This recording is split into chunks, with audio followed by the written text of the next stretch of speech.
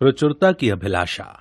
पिछले अध्याय में हमने जाना कि किस प्रकार अपने वर्तमान व्यापार अथवा वातावरण में रहते हुए तन मन से प्रयास किए जाएं ताकि आप मन चाहे वातावरण अथवा व्यवसाय में सफलता प्राप्त कर सकें। आपका व्यापार किसी भी प्रकार का क्यों न हो, इसमें आपका नित्य नए लोगों के साथ लेन देन होना स्वाभाविक है। आपका उद्देश्य नियमित रूप से आपके संपर्क में आने वाले प्रत्येक व्यक्ति तक प्रचुरता का संदेश पहुंचाना है। महिला हो या पुरुष, सभी प्रचुरता को पसंद करते हैं। प्रचुरता संभावनाओं की पूर्ण अभिव्यक्ति का परिणाम है। ये पूर्ण प्राकृतिक है। स्वयं प्रकृति भी प्रचुरता पसंद करती है। ईश्वर का संदेश भी प्रचुरता के ही संबंध में है। समस्त मानवीय कार्यकलापों का सीधा संबंध भी इसी से है। लोग अच्छा भोजन, अच्छे कपड़े, अच्छा आवास, विलासिता, सौंदर्य, ज्ञान, धन, मान तथा सम्मान के साथ लंबा जीवन जीना चाहते हैं। इस पृथ्वी पर जीवित प्रत्येक जीव की एक ही अभिलाषा है, वो है प्रचुरता। इसमें रुकावट का अर्थ है मृत्यु। मनुष्य इस बात को अच्छी तरह से समझता है, तभी तो वो वर्तमान से अधिक को पाने की इच्छा के चलते निरंतर प्रयत्नशील रहता है। ईसा मसीह के अनुसार जिन्हें और अधिक चाहिए उन्हें और दिया जाएगा, परंतु संतुष्टों से वापस ले लिया जाएगा। इसी क्रम में अधिक धन संपत्ति की कामना करना कतई अपराध अथवा पाप नहीं है। ये जीवन में प्रचुरता को पैदा करने का साधन मात्र है। प्रचुरता की कामना हमारी आत्मा की आवाज है। अतः कोई यदि इसे पाने की दिशा में हमें सहयोग करता है तो इससे न केवल हमें खुशी मिलती है, बल्कि हम उस व्यक्ति विशेष को औरों के मुकाबले अधिक पसंद भी करते हैं। इस पुस्तक को पढ़ते हुए आपका इस पृष्ठ तक पहुंचना भी आप में प्रचुरता की कामना का ही परिचायक है। आपके संपर्क में आने वाले प्रत्येक स्त्री, पुरुष, बच्चे, बूढ़े, सभी को प्रचुरता की ओर तेजी के साथ अग्रसर होने के लिए प्रेरित करें। चाहे आप किसी छोटे बच्चे को चॉकलेट ही क्यों न बेच रहे हों, अपना ध्यान प्रचुरता पर केंद्रित रखकर अपने ग्राहकों को सर्वश्रेष्ठ सेवा प्रदान करें। ऐसा करके आप महत्वपूर्ण बन जाते हैं। अपने प्रत्येक प्रयास को विशेष बनाएं। अपने संपर्क में आने वाले सभी लोगों को निरंतर प्रोत्साहित करें। उन पर अपनी अमिट छाप छोड़ें। जो भी करें पूरे विश्वास के साथ करें। महसूस करें कि आप सफलता को पाने की दिशा में तेजी के साथ आगे बढ़ रहे हैं। साथ ही आप कामयाबी पाने में हजारों लोगों की मदद भी कर रहे हैं। अपनी सफलता के बारे में भूल कर भी अनावश्यक अथवा नकारात्मक बातें न करें। डींगे मारने से बचें। याद रखें, डींगे मारने वाले लोग अपने सपने को लेकर सदैव आशंकित तथा भयभीत रहते हैं। पूरे विश्वास के साथ प्रयास करते रहें। अमीर बनने के अपने विचार को मन की गहराई में उतार लें। तब इसकी अभिव्यक्ति के लिए आपको शब्दों की आवश्यकता ही नहीं पड़ेगी, क्योंकि अन्य लोग आपके प्रयासों के माध्यम से आपकी भावनाओं को महसूस कर सकेंगे। खुद को इतना अधिक सकारात्मक बनाएं कि आपके संपर्क में आने वाला प्रत्येक व्यक्ति स्वयं के लिए भी महत्वपूर्ण एवं सकारात्मक महसूस करे। उनसे लिए गए मूल्य के बदले उन्हें अधिक कीमती अपनी सेवा प्रदान करें। ऐसा करना आपको पसंद है, ये बात लोगों को पता चल जाने दें। यह आपके व्यापार के स्वास्थ्य के लिए अच्छा रहेगा, क्योंकि लोग सेवा के भूखे होते हैं। ईश्वर को भी प्रचुरता पसंद है, अतः इस कार्य में वो आपकी मदद करता है।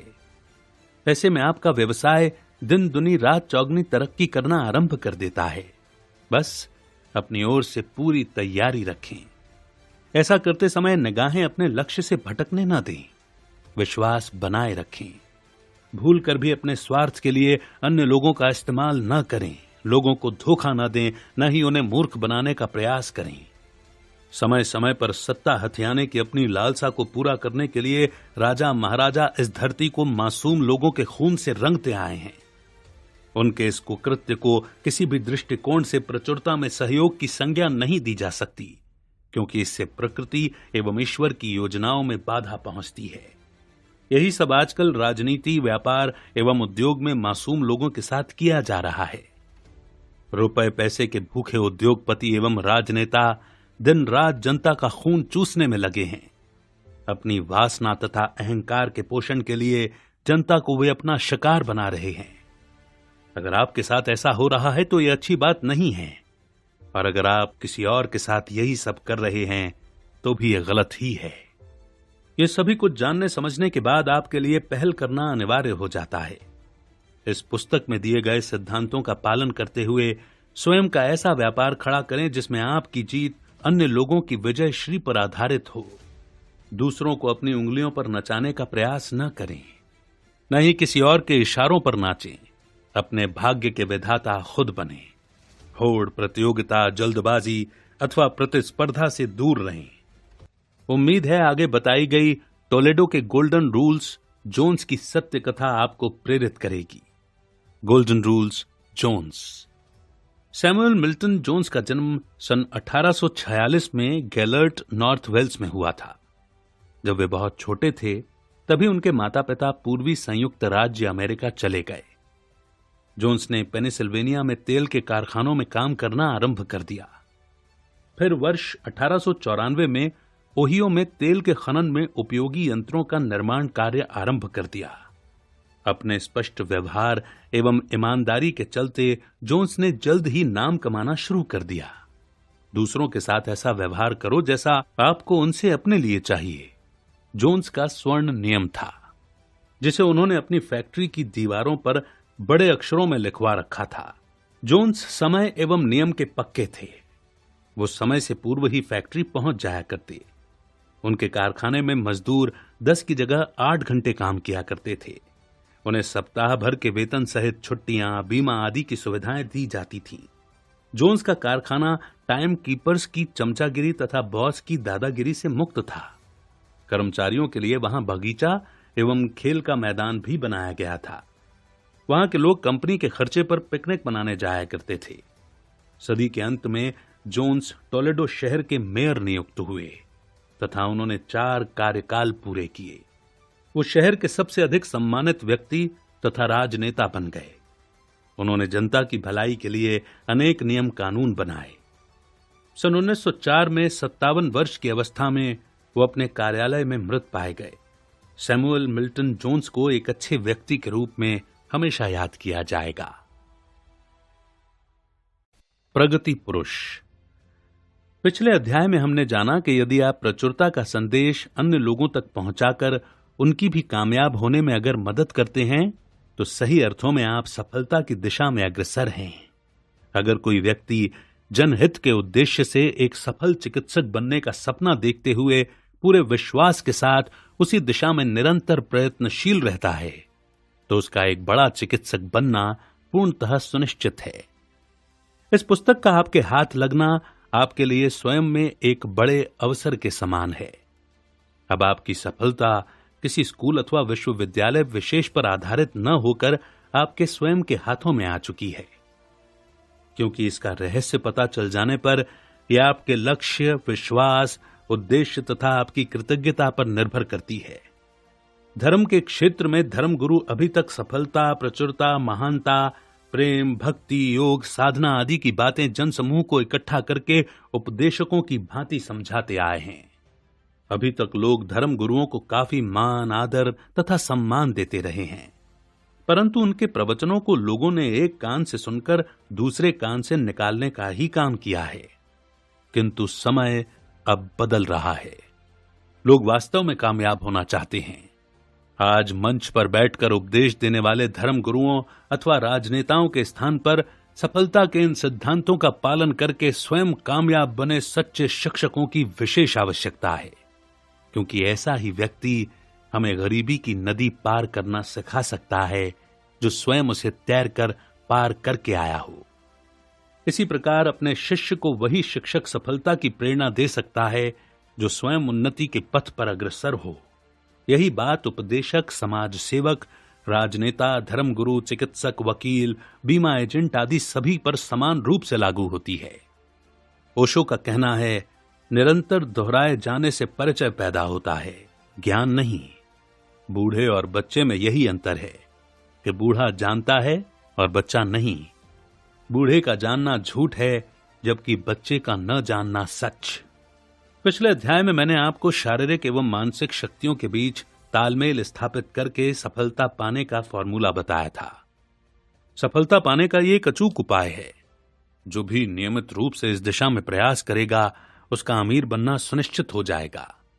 आप माने या न माने, गुरुत्वाकर्षण की भांति अमीरी का नियम भी पूरी तरह से शाश्वत है। धनी बनना तो हमारी किस्मत में ही नहीं लिखा, ये सोचकर गरीबी की रेखा से नीचे के लोग दिल छोटा न करें। इसमें कोई दो राय नहीं कि वो लोग वर्तमान में जहां पर भी काम कर रहे हैं वहां रहकर बड़ी सफलता के बारे में सोचना तक असंभव है, क्योंकि उनकी आमदनी उनके दैनिक खर्चे से कई गुना कम होती है। ऐसे लोगों को मेरी एक ही सलाह है कि वे इस पुस्तक में बताए गए सिद्धांतों पर आंख मूंद कर भरोसा करके इनका पालन करना आरंभ कर दें। आपका बॉस आपके काम से खुश होकर सफलता पाने में आपकी मदद करेगा। इस आशा से भूलकर भी अमीरी के सिद्धांतों का इस्तेमाल अपनी नौकरी में न करें। याद रखें कि मेहनत और ईमानदारी के साथ काम करने वाला कर्मचारी अपने बॉस की सबसे बड़ी दौलत होता है। इसलिए उसे वहीं पर काम करना पड़ता है जहां पर उसका बॉस चाहता है, न कि वहां जहां वो चाहता हो। दूसरों को खुश रखने, उनकी जी हुजूरी करने, उनसे अनावश्यक सलाह लेने अथवा उनके इशारों पर नाचने की अपनी गंदी आदत को अविलंब त्याग दें। आपकी सफलता के लिए आपसे अधिक अच्छा निर्णय कौन ले सकता है? अपनी सफलता को मन में ठान लें, फिर अपने फैसले को मजबूत करते हुए एक सुनिश्चित दिशा में निरंतर प्रयत्नशील रहें। अपने संपर्क में आने वाले सभी लोगों को सफलता पाने के लिए प्रोत्साहित करना आरंभ कर दें। कुछ समय पश्चात आप स्वयं को चारों ओर से नए नए अवसरों के बीच घिरा हुआ पाएंगे। ईश्वर को सफलता पसंद है, वो इसे आपके माध्यम से घटित कराना चाहता है। अतः इस कार्य में उसका सहयोग करना आपका प्रथम कर्तव्य बन जाता है। ऐसी कोई औद्योगिक, राजनैतिक अथवा आर्थिक परिस्थिति नहीं जो आपको आगे बढ़ने से रोक सके। आपकी सफलता स्वयं के घटित होने का मार्ग खोज रही है, बस आपको उसे दिशा देनी होगी। यदि किसी कारखाने के कुछ 100 कारीगर अमीर बनने का फैसला कर लें तो उस कारखाने का भविष्य निश्चित रूप से अंधकारमय होगा। अपने कर्मचारियों की उन्नति में मार्ग अवरुद्ध करना, उन्हें अपने इशारों पर नचाना, उनके भविष्य के लिए मनचाहे ढंग से फैसले करना तथा आगे बढ़ने की कामना रखने वाले मासूम लोगों को किस्मत का पाठ पढ़ाना मालिकों के स्वास्थ्य के लिए लाभदायक होता है।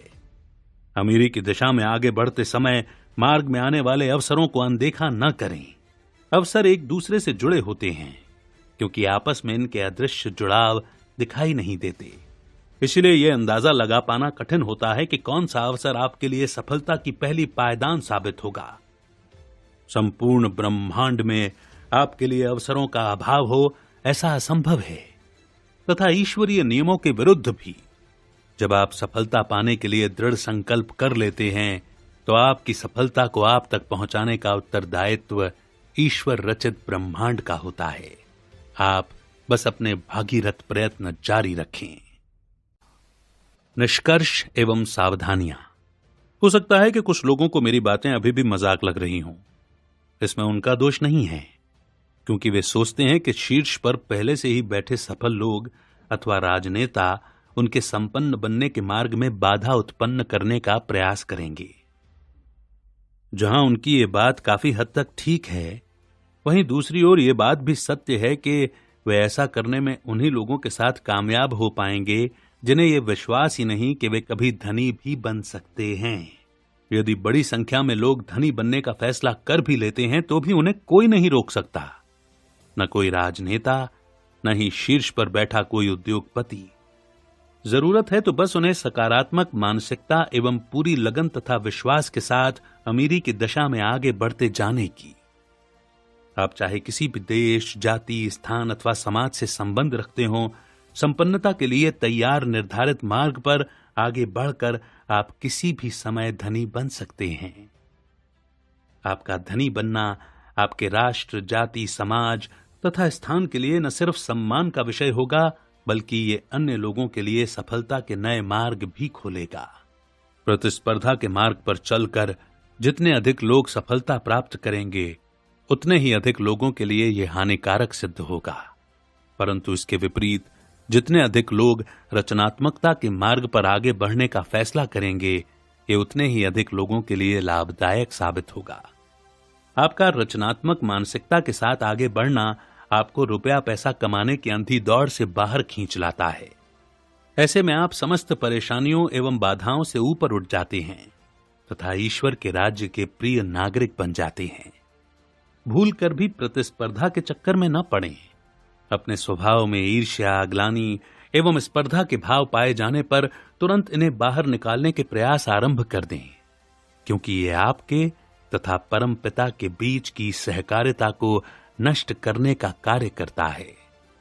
स्टीव ओजर कहते हैं, डरे हुए, जिद्दी अथवा आलोचना करने वाले लोग कम आत्मसम्मान वाले होते हैं। भविष्य में आने वाली संभावित विपत्तियों के बारे में आवश्यकता से अधिक सोचकर व्यर्थ में अपना समय बर्बाद न करें। पूरा ध्यान प्रतिदिन किए जाने वाले कार्यों पर केंद्रित करें। जब आप रोजाना के काम सफलतापूर्वक निपटाने में निपुण हो जाते हैं तो भविष्य में विपत्तियों के आने की संभावनाएं स्वतः ही समाप्त हो जाएंगी। जब हम डरे हुए होते हैं तो हम प्रायः दूसरे डरे हुए लोगों को आकर्षित करते हैं अथवा उन लोगों को जो डरे हुए लोगों को फंसाना चाहते हैं। विपत्तियों से घबराएं नहीं, डटकर उनका मुकाबला करें। सुनिश्चित दिशा में आगे बढ़ते रहें।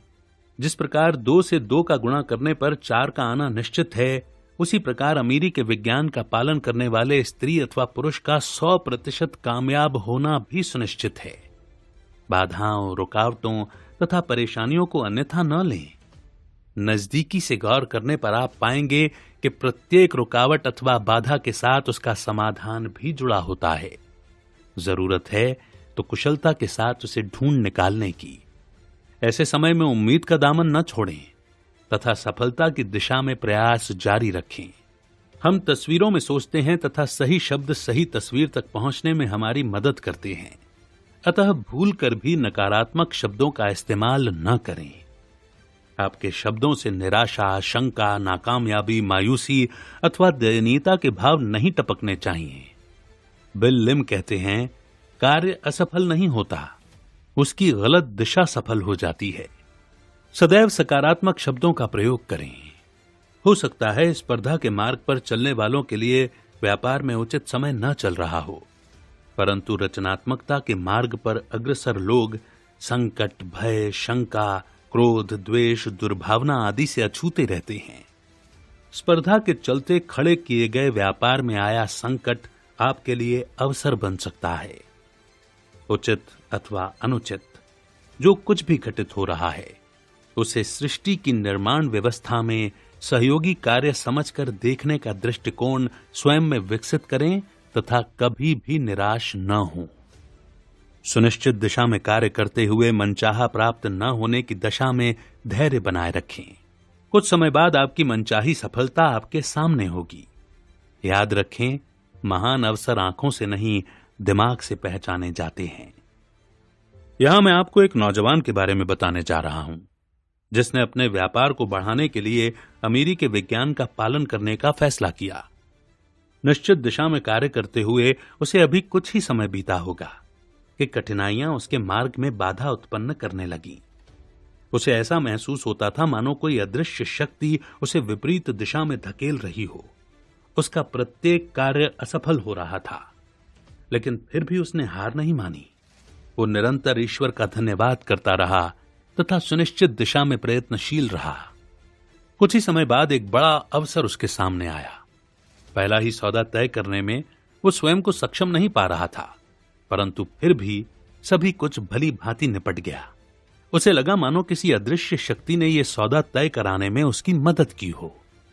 अब्राहम लिंकन कहते हैं, कमजोर लोग सुरक्षा की तलाश में रहते हैं, जबकि विजेता अवसरों की। इस नौजवान की कहानी से हमने जाना कि विफलताएं किस प्रकार अदृश्य रूप से सफल होने में हमारी मदद करती हैं। शर्त बस ये है कि आपको एक निश्चित उद्देश्य के साथ टिके रहना होगा। प्रतिदिन के कार्य समय से निपटाते चलें तथा प्रत्येक कार्य को कुशलता के साथ पूरा करें। याद रखें, ईश्वर से सदैव अपनी अपेक्षा से कहीं अधिक मांगें। योग्यता के अभाव के चलते आपका विफल होना असंभव है। आप यदि उस पुस्तक में बताए गए सिद्धांतों का शब्दशः पालन करते हैं तो योग्यताएं जल्द ही आपकी दास बन जाएंगी। याद रखें, राजनीति में प्रवेश करते समय लिंकन भी उससे पूरी तरह से अनभिज्ञ थे, परंतु समय बीतने के साथ उनकी लगन ने उन्हें राष्ट्रपति पद तक पहुंचा दिया। विश्वास रखें, यह आपके लिए भी घटित हो सकता है। इस पुस्तक का नियमित रूप से अध्ययन करें। इसमें बताए गए सिद्धांतों को अपने अवचेतन में बस जाने दें। लक्ष्य से दूर ले जाने वाले साहित्य तथा मित्रों से दूरी बनाए रखें। अपनी निगाहें लक्ष्य पर जमाए रहें। सकारात्मक विचारों के साथ अपने सपने को निरंतर पोषित करते रहें तथा नए नए सपनों को साकार करते हुए अमीरी के शीर्ष को छुएं। शुभकामनाएं। वेलेस डेलोइस वेटल्स। जरूरी कदम। सदैव अच्छे की खोज में रहें। हर काम तुरंत करें। एहसानमंद बनें। लगातार सीखते रहें। अच्छे स्वाभिमान का निर्माण करें। बुरे प्रभावों से बचें। आवश्यक कामों को पसंद करना सीखें। दिन की अच्छी शुरुआत करें। अगर आप स्वयं अपनी मदद नहीं करेंगे तो दूसरे लोग आपकी मदद क्यों करेंगे? जॉन वुडन कहते हैं, आप जो नहीं कर सकते उसे जो आप कर सकते हैं उसमें बाधा न पहुंचाने दें। सर आइजैक न्यूटन के अनुसार, मैं आकाश के तारों की गणना तो कर सकता हूं, परंतु लोगों के पागलपन की नहीं। बॉब जिन कहते हैं, हारने वाले जीतने से पहले ही दौड़ना छोड़ देते हैं। वे प्रतिदिन 100% न भागकर 99% ही दौड़ते हैं। मिल्टन कहते हैं, हमारा मस्तिष्क एक दुर्लभ यंत्र है। ये स्वर्ग को नर्क एवं नर्क को स्वर्ग बना सकता है। डेविड श्वार्ट्ज के अनुसार, नकारात्मक बातें करना कांटों को पोषण देने के समान है। ओशो कहते हैं, हम चाहे कितनी ही अच्छी बातें जान लें, उनके जानने और सुन लेने मात्र से जीवन में परिवर्तन नहीं हो जाता, क्योंकि कभी कभी जानना भी मनोरंजन बन जाता है। यहां अधिकतर चीजें ऐसी हैं जिन्हें केवल स्वयं करके ही जाना और समझा जा सकता है। सुत्त निपात के अनुसार, छोटी नदियां शोर करती हैं जबकि बड़ी शांत बहती है। ग्रामीण बैंक के संस्थापक मोहम्मद यूनुस कहते हैं, दरिद्रता एक दिन इतिहास बन जाएगी, तब इसे संग्रहालय में रखा जाएगा। उपहार, विशिष्ट ऊर्जा, कृतज्ञता। सफल कैसे बने, आज इस विषय पर ढेर सारी जानकारी उपलब्ध है। मेरा दावा है कि सफलता पाने के लिए सकारात्मक दृष्टिकोण, अटलता, दूरदृष्टि, दृढ़ विश्वास, लोक व्यवहार, अच्छे प्रभाव तथा कुशलता की आवश्यकता होती है। ये बातें आप भी जानते होंगे।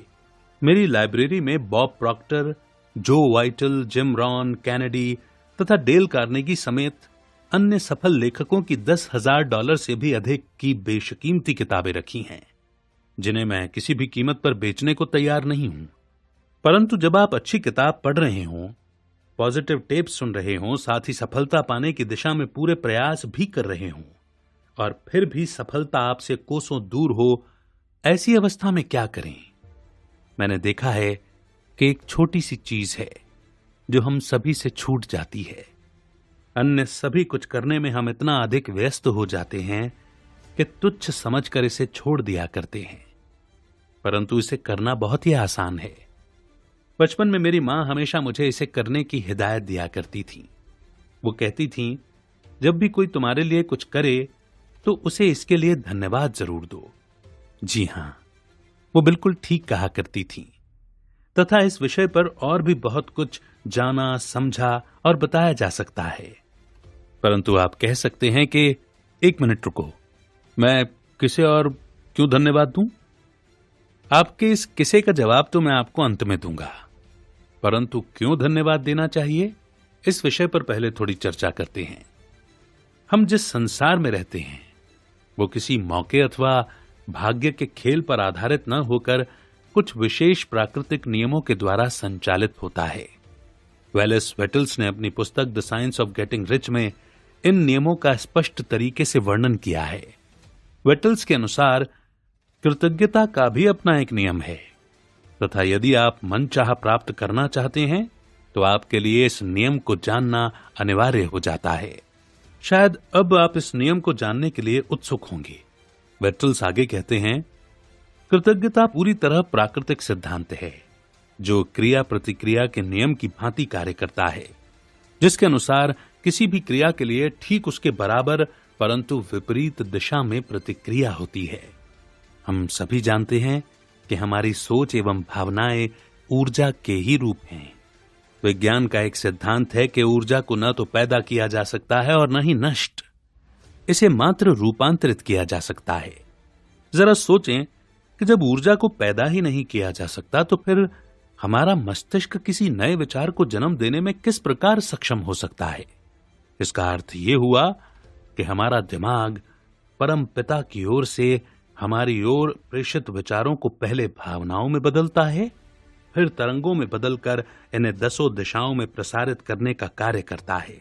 मानव मस्तिष्क सकारात्मक, नकारात्मक, अच्छी या बुरी सभी प्रकार की भावनाओं के लिए समान रूप से प्रतिक्रिया करता है। अतः मनोवांछित फल पाने के विचार से हमें सकारात्मक ऊर्जा यानी कि उत्साह, आनंद एवं प्रसन्नता आदि का आरोपण करना चाहिए, न कि नकारात्मक ऊर्जा, भय, व्याकुलता, क्रोध, चिंता, अल्प संतोष, वासना अथवा उतावलेपन का। तथा कृतज्ञता यानी कि ग्रेटिट्यूड वो भावना है जिसका नकारात्मक होना पूर्णतः असंभव है। जब भी हम कृतज्ञ होते हैं तो हमारा मस्तिष्क सकारात्मक तरंगों को प्रसारित करना आरंभ कर देता है। चुंबकीय प्रभाव यानी कि मैग्नेटिक इफेक्ट के परिणाम स्वरूप हम सकारात्मक विचारों वाले अन्य मानव मस्तिष्कों को अपनी ओर आकर्षित करना आरंभ कर देते हैं। श्री वेटल्स के अनुसार कृतज्ञता के अभाव में ऐसा कर पाना पूर्णतः असंभव है, क्योंकि कृतज्ञ मस्तिष्क ही निरंतर अच्छी भावनाओं पर टिका रहने में सक्षम होता है। तथा क्रिया प्रतिक्रिया के सिद्धांत के अनुसार ऐसे में हम विपरीत दिशा से अपनी ओर आने वाली अच्छी प्रतिक्रियाओं को ग्रहण करने के योग्य बन जाते हैं। दूसरे शब्दों में, सदैव कृतज्ञ रहकर सफलता पाने की दिशा में निरंतर सक्रिय बना जा सकता है। अर्थात ये हम सभी के लिए अपनी सफलता को सुनिश्चित करने का एक शॉर्टकट फॉर्मूला साबित हो सकता है। अब आप समझ गए होंगे कि सफलता सिखाने वाले सभी लोग हमें सर्वप्रथम अपना लक्ष्य निर्धारित करने की सलाह क्यों देते हैं। याद रखें, उपरोक्त सिखाई गई बातों का विरोध करके आप अपने हाथों में आई सफलता को अनजाने में गंवा सकते हैं। लोग आमतौर पर 5 प्रकार की गलतियां किया करते हैं। इनके बारे में हम जल्द चर्चा करेंगे, परंतु पहले हम सुप्रसिद्ध वैज्ञानिक अल्बर्ट आइंस्टीन द्वारा किए गए एक महत्वपूर्ण सवाल पर गौर करेंगे। क्या प्रकृति हमारी सभी कामनाओं की विरोधी है?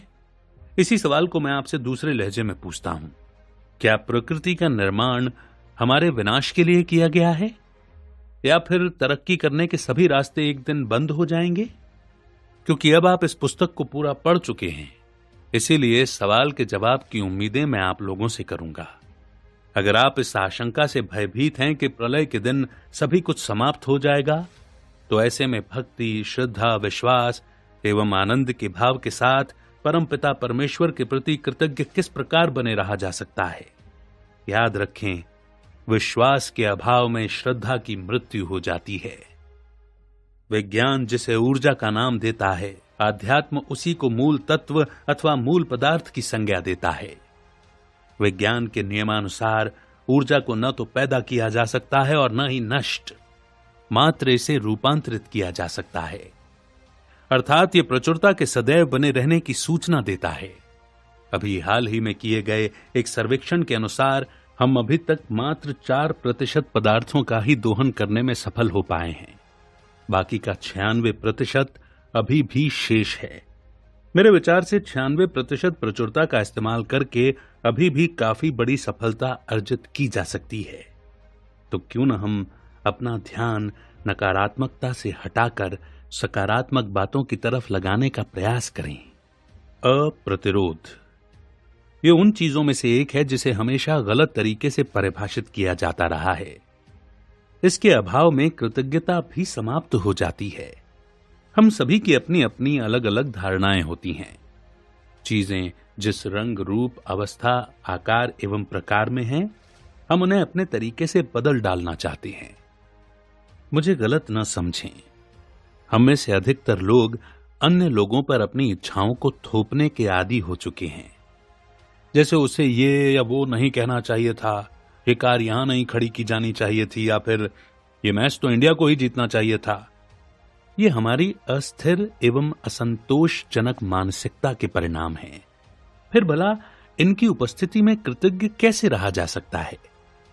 हम पूरी दुनिया को बदल डालना चाहते हैं, जो कि पूरी तरह संभव है।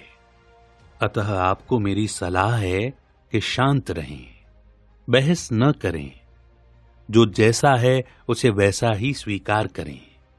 याद रखें, सिक्के की भांति प्रत्येक चीज के दो पहलू होते हैं, अच्छा बुरा, सही गलत, दुख सुख, रात दिन, सफलता विफलता। भूलकर भी इन्हें अलग करने के प्रयास न करें, क्योंकि इस कार्य में आपको असफलता ही हाथ लगेगी। आज यदि आपको मेरी ये बात समझ में आ जाती है तो आप दुनिया के सबसे सुखी इंसान बन सकते हैं। दो बातें हमेशा याद रखें। एक तो प्रकृति हमेशा हमारी मित्र है, वो हमारी सफलता में पूर्णतः सहयोगी है, तथा दूसरी, यदि आप किसी बुरी परिस्थिति से जूझ रहे हों तो याद रखें कि इसके दूसरे सिरे पर अच्छाई भी छिपी है।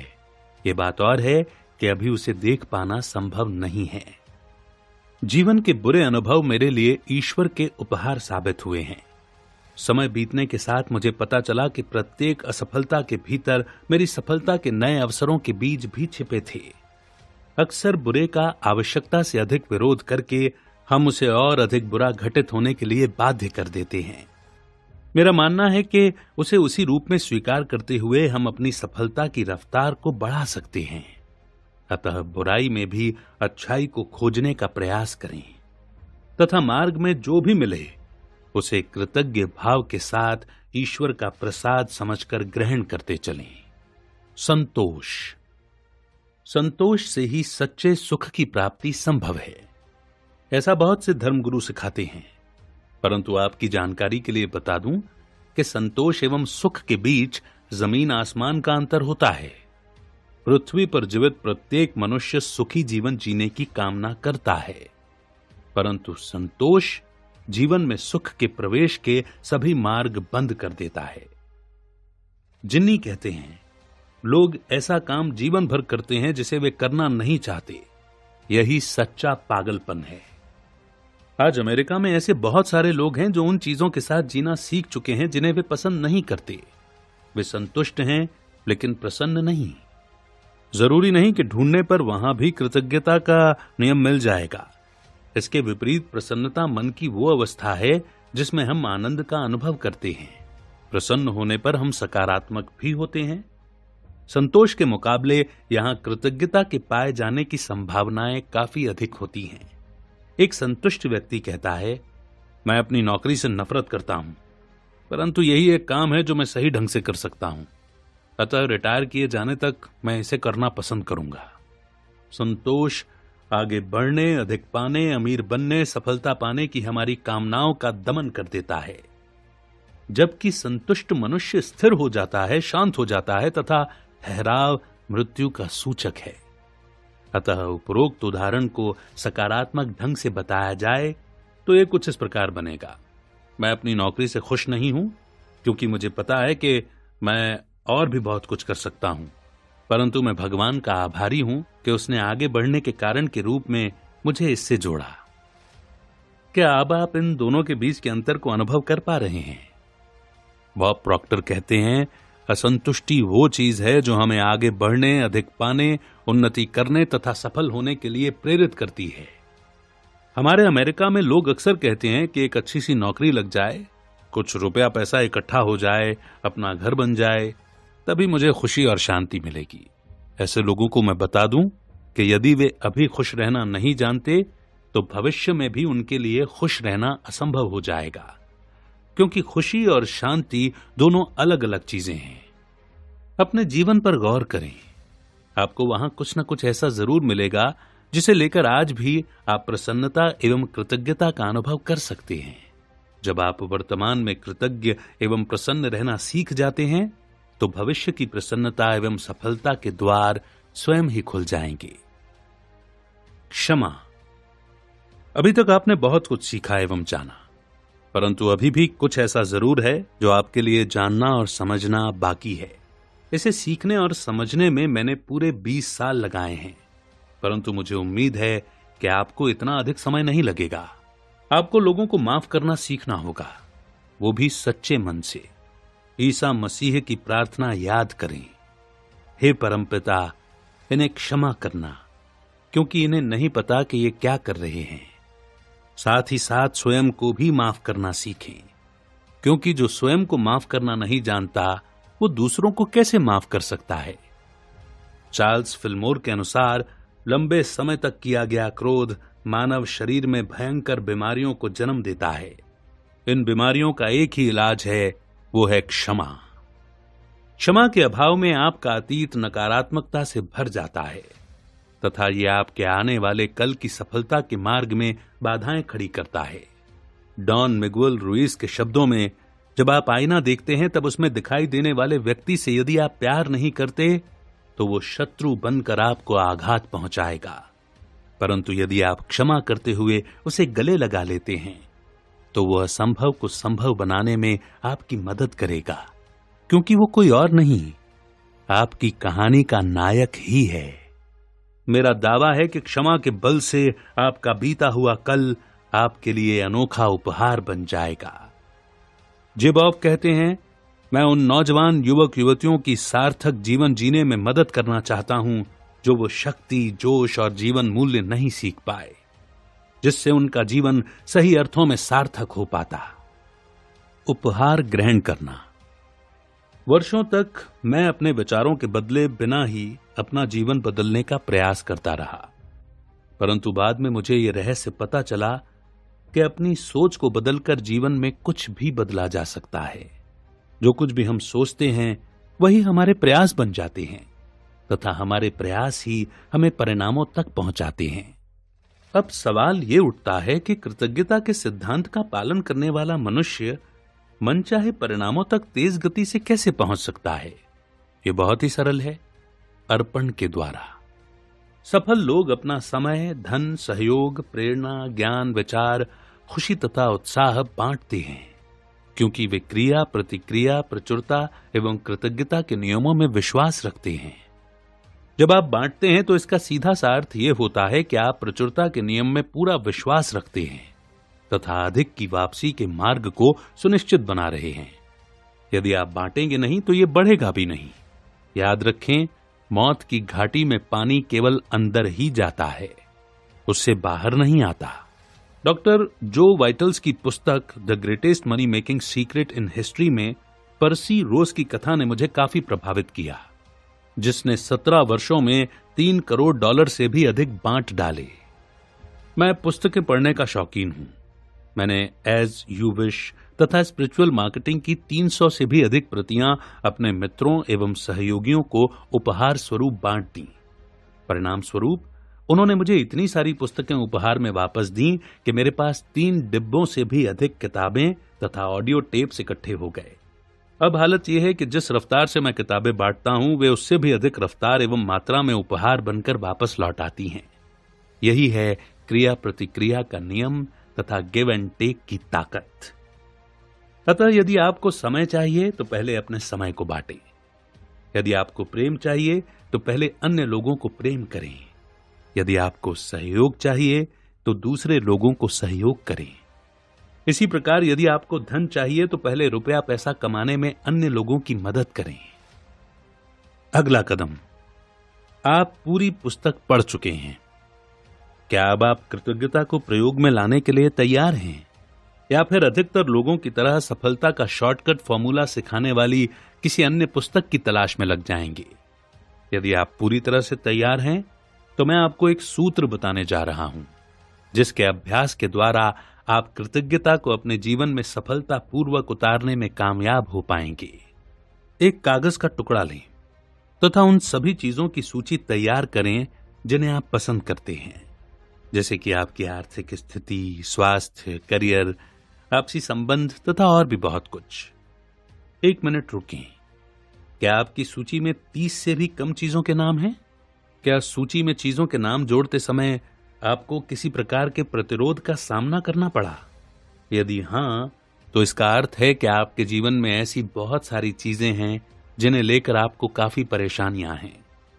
एक अन्य कागज का टुकड़ा लें तथा उस पर एक और सूची तैयार करें। इस सूची में उन चीजों के नाम लिखें जिन्हें आप पसंद नहीं करते, जैसे आपका बॉस, आपकी पुरानी कार, किराए का घर, आपके पड़ोसी, आपकी नौकरी, आपकी नाक पर भद्दा मस्सा, शायद आपकी बीवी, क्रेडिट कार्ड के बिल आदि। रुकें, क्या ये सूची आपकी पहली वाली सूची से अधिक लंबी है? क्या इसे तैयार करते समय आपने पहले की अपेक्षा कम प्रतिरोध को महसूस किया? यदि हां, तो याद रखें, पहली सूची तैयार करते समय पैदा होने वाला प्रतिरोध ही आपकी कृतज्ञता के मार्ग में बाधा खड़ी कर रहा है। यदि आप पुस्तक में बताए गए रास्ते पर चलकर इस प्रतिरोध को समाप्त करने का प्रयास करते हैं, तो आपके लिए अभूतपूर्व सफलता का मार्ग स्वतः ही खुल जाएगा। मदर टेरेसा कहती हैं, जो प्रेम करने के योग्य हैं उन्हें तो सभी प्रेम करते हैं, परंतु तुम उन्हें प्रेम करो जिसे इसकी जरूरत है। अब मैं आपके शुरुआती सवाल कि आपको किसको धन्यवाद देना चाहिए, उसका जवाब दूंगा। मेरे विचार से अभी तक आप इतने परिपक्व हो चुके होंगे कि शायद अब मुझे आपके इस सवाल का जवाब देना ही ना पड़े। लेकिन फिर भी यदि आप किसी का धन्यवाद देना ही चाहते हैं, तो मैं चाहूंगा कि आप इस पुस्तक के लेखक वेलेस वेटल्स का शुक्रिया जरूर अदा करें, जिनके कठिन परिश्रम के परिणाम स्वरूप ही अमीरी के इन अमूल्य सिद्धांतों को एक पुस्तक के रूप में तैयार करके आप तक पहुंचाया जाना संभव हो सका है। वेस हॉपर। इमल्दा शैकलिन के अनुसार विचारों के साथ हम उनके परिणाम भी चुन लेते हैं। बॉयरन कैथी कहते हैं, विरोध तनाव को जन्म देता है। वेलेस वेटल्स के अनुसार कृतज्ञता के माध्यम से सभी चीजों को अपनी सफलता में सहयोगी बनने के लिए आमंत्रित किया जा सकता है। फ्लोरेंस शिन कहते हैं, यदि आप विरोध नहीं करेंगे तो आपको ये मिलेगा भी नहीं। थॉमस ट्रोवार्ड कहते हैं, आपकी प्रतिभा अपने प्रसार तथा पूर्ण प्रदर्शन का मार्ग खोजती है। जेम्स फ्रीमैन के अनुसार हवा से बातें करना आज पैदल चलने से अधिक आसान है, क्योंकि कभी किसी को चलने से नफरत हुई थी। जे बॉब कहते हैं, क्रोध उस विष के समान है जिसे पीने के पश्चात हम विरोधी पक्ष की मृत्यु की प्रतीक्षा करते हैं। डॉन रूज लिखते हैं, लोग आपकी नहीं बल्कि अपनी वजहों से प्रयास करते हैं। थॉमस ट्रोवार्ड कहते हैं, जो आपको नहीं आता वो आप सिखा भी नहीं सकते। चार्ल्स केटरिंग कहते हैं, मैं धन से प्यार करता हूं क्योंकि आजीवन हमें साथ ही रहना है। महात्मा गांधी के अनुसार दृढ़ विश्वास के बल पर मनचाहा प्राप्त किया जा सकता है। ऑस्कर वाइल्ड कहते हैं, साधारण को छोड़ आपको असाधारण की तलाश करनी चाहिए, क्योंकि इसे आपसे कोई नहीं छीन सकता। ओशो के अनुसार अमीरी हमारी प्रकृति है। अधिकतर लोगों ने अज्ञानतावश इसे गरीबी की चादर से ढका हुआ है। हमें प्रकृति को स्वीकार करना ही होगा। हेनरी डेविड कहते हैं, धन जीवन के पूर्ण प्रदर्शन में सहयोगी तत्व है। एन रेंड कहते हैं, आपके धन की मात्रा आपकी सोच की गहराई की परिचायक होती है। रॉबर्ट ऑर्बिन के अनुसार प्रतिदिन मैं फोर्ब्स की सूची में अपना नाम ढूंढता हूं, न मिलने पर पुनः प्रयास में जुट जाता हूं। प्रयास रहित सफलता। हम में से अधिकतर लोग मानते हैं कि परिश्रम ही सफलता की कुंजी है। शायद इसीलिए अधिकतर लोग कठिन परिश्रम के सहारे अपने सपने साकार करने का प्रयास करते दिखाई देते हैं। ऐसा हम इसलिए करते हैं क्योंकि हमें अपने विचारों की शक्ति का अंदाजा नहीं होता। गौर करने पर आपको पता चलेगा कि 90% से भी अधिक लोग नकारात्मक विचारों के साथ सपने साकार करने के लिए निरंतर प्रयास किए जा रहे हैं। चीनी दार्शनिक लाओ त्से के अनुसार जैसे जैसे आप अपनी मंजिल के नजदीक पहुंचते जाएंगे, आप पाएंगे कि वहां आपके श्रम की नाम मात्र ही आवश्यकता होती है। हमारे अमेरिका में भी अधिकतर लोग श्रम को ही प्रधानता देते हैं, अतः वे काम में तब तक डूबे रहते हैं जब तक कि वे थक कर चूर न हो जाएं। परंतु मेरा मानना है कि कठिन परिश्रम, मेहनत, मशक्कत अब बीते समय की बातें हो चुकी हैं। क्योंकि अब समय है प्रयास मुक्त सफलता पाने का। अधिकतर लोगों का मानना होता है कि यदि वे प्रयास ही नहीं करेंगे तो उन्हें कुछ भी हासिल नहीं होगा। अर्थात कुछ भी हासिल करने के लिए सर्वप्रथम उन्हें प्रयास करने होंगे। उद्देश्य जरूरी है। यह सच है कि कुछ भी होने अथवा करने के लिए आपके प्रयासों से अधिक उद्देश्य की आवश्यकता होती है। किसी भी चीज को पाने की तीव्र इच्छा को जागृत करके आप अपने प्रयासों को न्यूनतम बना सकते हैं। ऐसे में आप शंका, भय, उतावलापन, चिंता तथा अभाव से मुक्त हो जाते हैं। जब आप जानते हो कि आपको क्या चाहिए, बजाय इसके कि आपको क्या नहीं चाहिए, समझें यही समय है सही शुरुआत का। और तब आपके सभी प्रयास परिश्रम से मुक्त हो जाएंगे। संभावनाओं के सभी द्वार खुलने लगेंगे तथा समस्त प्रकृति सपने को पाने में आपकी पूरी मदद करेगी। अतः भूल कर भी तब तक अपने प्रयासों की शुरुआत न करें जब तक कि आपका सपना आपकी नींद और चैन को न उड़ा डाले। आपके कीमती प्रयासों को शुरुआत देने का समय आ चुका है अथवा नहीं, ये जांचने के लिए अपने सपने पर गौर करें। यदि आपको इसे लेकर उत्कंठा महसूस होती है तो इसका सीधा सा अर्थ है कि अभी आप पूरी तरह से तैयार नहीं हैं। तैयार होने पर आप स्वयं को परिश्रम तथा पीड़ा रहित अवस्था में खड़ा हुआ पाएंगे। ऐसे में अदृश्य शक्तियां आपका सपना साकार करने में आपकी मदद कर रही होंगी। बस आपको अपनी तैयारी पूरी रखनी है। अक्सर आपने देखा होगा कि कुछ लोग बहुत ही कम मेहनत करके वो सभी कुछ पा लेते हैं जो और जितना बहुत सारे लोग कठिन परिश्रम के बाद भी पाने से वंचित रह जाते हैं। कहीं आपको अन्याय तो नहीं लगता?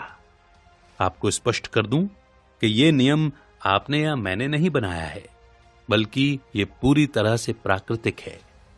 दुर्भाग्य से जो लोग कठिन परिश्रम करने के बावजूद भी कम ही बना पाते हैं, वे लीवरेज के नियमों के विरोधी होते हैं। अपने जीवन को कठिन मार्ग पर धकेलने के लिए वे स्वयं दोषी होते हैं। कुछ भी हासिल करने के लिए वे बस मेहनत का सहारा लेना जानते हैं, क्योंकि बचपन से ही उन्हें सिखाया जाता है नो पेन नो गेन, अर्थात बिना पीड़ा की उपलब्धि की कामना रखना व्यर्थ है। अब जरा इस पर भी गौर करें। परिश्रम एवं पीड़ा के दौरान आपका पूरा ध्यान इस दिशा में कार्य कर रहा होता है कि आपको क्या नहीं करना चाहिए, बावजूद इसके कि आपको क्या करना है। प्रयास भी आवश्यक हैं, परंतु निर्माण की प्रक्रिया में इनकी आवश्यकता सबसे अंत में होती है। कहा जाता है कि मूर्ख लोग करने के बाद सोचते हैं, जबकि बुद्धिमान लोग करने से पहले। अतः किसी कार्य को शुरू करने का सबसे अच्छा माध्यम है आपके विचार। संसार की प्रत्येक वस्तु का निर्माण अनेक सूक्ष्म तत्वों के संयोग से हुआ है, जिसे श्री वेटल्स ने मूल तत्व के नाम से पुकारा है। भिन्न भिन्न अवस्थाओं में ये मूल तत्व अलग अलग आवृत्तियों पर कंपन करता है। जब आप अपने विचार के विषय में गहराई से सोचते हैं तो आपका मस्तिष्क उससे संबंधित तरंगों को ब्रह्मांड में प्रसारित करने का कार्य करता है, जो आपके विचार से मेल खाते हुए तत्वों में कंपन पैदा करके उन्हें अपनी ओर आकर्षित करना आरंभ कर देती है। धीरे धीरे प्रकृति भी आपके विचार के अनुरूप वातावरण तैयार करने का कार्य करती है, जिसके परिणाम स्वरूप आप बहुत ही कम प्रयास करते हुए मनचाहे को प्राप्त कर जाते हैं। ये क्वांटम फिजिक्स का ही कमाल है। आपको जानकर आश्चर्य होगा कि सपने साकार करना भी सकारात्मक सोच का नहीं, बल्कि क्वांटम फिजिक्स का ही चमत्कार है। प्रकृति क्वांटम ऊर्जा की सहायता से आपके विचार तथा आदेशों को साकार रूप प्रदान करने का कार्य करती है। वह आपके सभी विचारों के साथ समान व्यवहार करती है, परंतु साकार रूप आपके केवल उन्हीं विचारों को दिया जाता है जिनके साकार होने को लेकर आप पूरी तरह से विश्वस्त रहते हैं।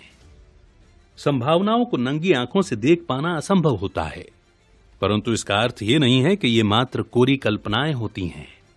एक रिपोर्ट के अनुसार अपने पूरे जीवन में हम जो कुछ भी बनाते हैं, उसका 99% से भी बड़ा हिस्सा हमारे सोचने मात्र से तैयार हो जाता है, जिसे हम देख नहीं पाते, क्योंकि मानव नेत्र मात्र भौतिक प्रमाण को देखने के लिए ही अभ्यस्त होते हैं।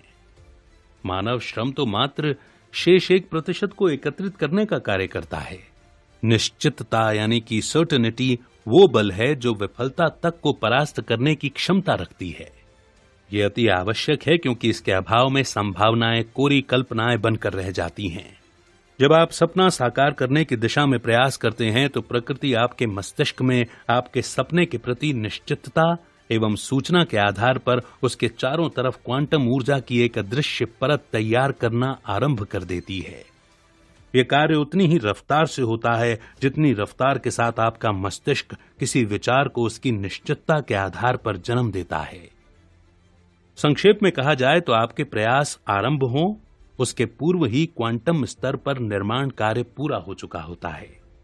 सेमिनार के दौरान एक व्यक्ति ने मुझसे पूछा, किसी भी निर्माण के दौरान सर्वाधिक कठिन कार्य कौन सा होता है?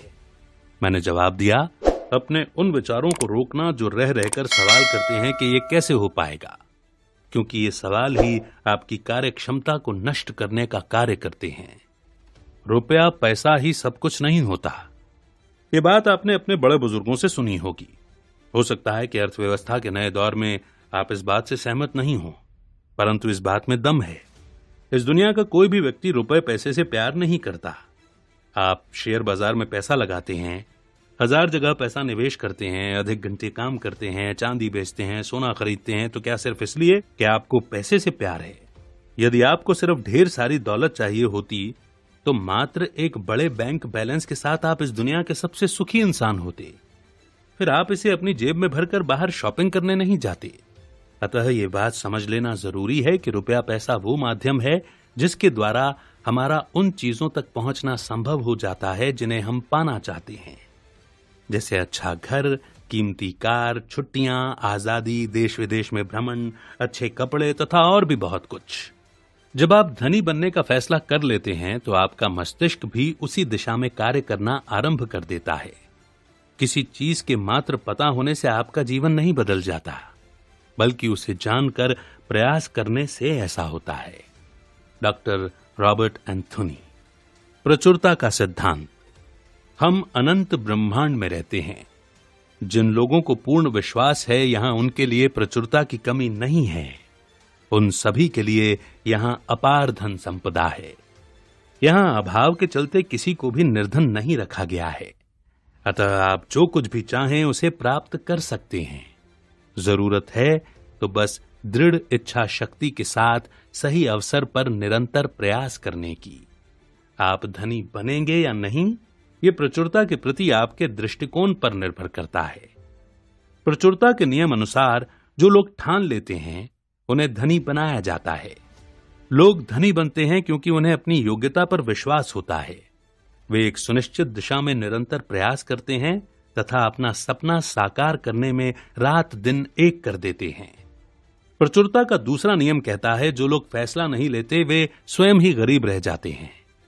बॉब की पुस्तक रैट रेस में एक बूढ़ा धनी व्यक्ति उस नौजवान जो उससे धनी बनने का फॉर्मूला पूछने आया था से पूछता है, तुम्हें पता है तुम अभी तक धनी क्यों नहीं बन पाए? अच्छा, अगर यही सवाल मैं आप लोगों से पूछूं तो आप इसका जवाब क्या देंगे? आज यही सवाल स्वयं के बारे में बहुत कुछ पता लगाने का एक माध्यम बन सकता है। मेरी सलाह है कि इसके जवाब में आप स्वयं को धनी बनने से रोकने वाले कारणों की एक सूची तैयार करें। आपको ये जानकर हैरानी होगी कि आपके पास ऐसा न कर पाने के 1000 से भी अधिक बहाने हैं जिनसे आपको प्यार हो चुका है, लेकिन अब समय आ चुका है कि इनसे पीछा छुड़ाया जाए। संसार भर में हजारों ऐसे लोग हुए हैं जिन्होंने कठिनाइयों से पार पाना सीखकर अभूतपूर्व सफलता हासिल की है। अतः निराशा छोड़कर सफलता के लिए कमर कस लें। पूरी ईमानदारी के साथ उन बाधाओं को ढूंढ निकालें जिनके चलते अभी तक आप धनी नहीं बन पाए हैं, तथा हर अच्छे बुरे अनुभव से सीख लेते हुए आगे बढ़ते रहने का फैसला करें। Brian Tracy. कार्य मुक्ति की तलाश। आर बुकमिस्टर फुलर के अनुसार आलसी मनुष्य किसी भी राष्ट्र की तरक्की में सबसे बड़ी बाधा होते हैं। कठोर परिश्रम यही एक ऐसी चीज है जिसे करने से अधिकतर लोग कतराते हैं। मैं अपने ऐसे बहुत सारे दोस्तों को जानता हूं जो डींगे मारते नहीं थकते। मुझे 16 घंटे काम करना अच्छा लगता है। आगे बढ़ने की कामना के साथ अधिक घंटों तक काम करने में मैं नहीं समझता कि कोई बुराई है, सिवाय इसके कि इसमें आपको थोड़ा अपने स्वास्थ्य, परिवार, खुशियों तथा नींद के साथ आजीवन समझौता करना पड़ सकता है। परंतु जब आप दुनिया के सर्वाधिक धनी व्यक्ति बनना चाहते हो तब आपकी इस 16 घंटे की सीमित मानसिकता के साथ काम चलने वाला नहीं। क्योंकि 1 घंटे काम करके आपको जितना लाभ मिलता है, 2 घंटे काम करके निश्चित ही आपको 2 गुना लाभ मिलेगा। परंतु करोड़पति मानसिकता की पूर्ति के चलते आपको नए प्रकार के गणित को खोजना ही होगा। शायद आपको पता ही होगा कि सफलता कठिन परिश्रम के व्युत्क्रमानुपाती होती है, यानी कि इनवर्सली प्रोपोर्शनल होती है। अर्थात कठिन परिश्रम के घटने के साथ सफलता की दर में बढ़ोतरी होती है। इसका सीधा सा अर्थ यह हुआ कि परिश्रम का परिमाण यदि 0 कर दिया जाए तो असीमित सफलता तक पहुंचा जा सकता है। संपूर्ण विश्व परिश्रमी लोगों से भरा पड़ा है, परंतु उनमें से बहुत ही कम सफल हैं। अर्थात परिश्रम ही सफलता की कुंजी है का राग अलापने वाले लोग आपको गुमराह कर रहे हैं। अतः बड़ी सफलता चाहिए तो अपने अंदर कुछ भी न करने की योग्यता को पैदा करें, तभी सच्चे अर्थों में आप सफल बन सकेंगे। किसी भी कारखाने पर नजर दौड़ाएं तो आपको पता चलेगा कि जो जितना अधिक कठिन परिश्रम करता है उसे उतना ही कम वेतन दिया जाता है। ठीक इसके विपरीत कम मेहनत करने वाले लोगों को ही अधिक वेतन मिलता है। कोई व्यक्ति अपने शारीरिक बल का उपयोग करके यदि बिजली बनाने का प्रयास करे तो कठिन से कठिन परिश्रम करके भी वो आजीवन $4.30 से अधिक मूल्य की बिजली नहीं बना पाएगा। यानी कि अब मैं दावे के साथ कह सकता हूं कि कम से कम कठिन परिश्रम करके ही अधिक से अधिक सफलता प्राप्त की जा सकती है। प्रेरित करने के लिए हमें विफलता से डराया जाता है। फ्रेड ग्रेडज़ोन।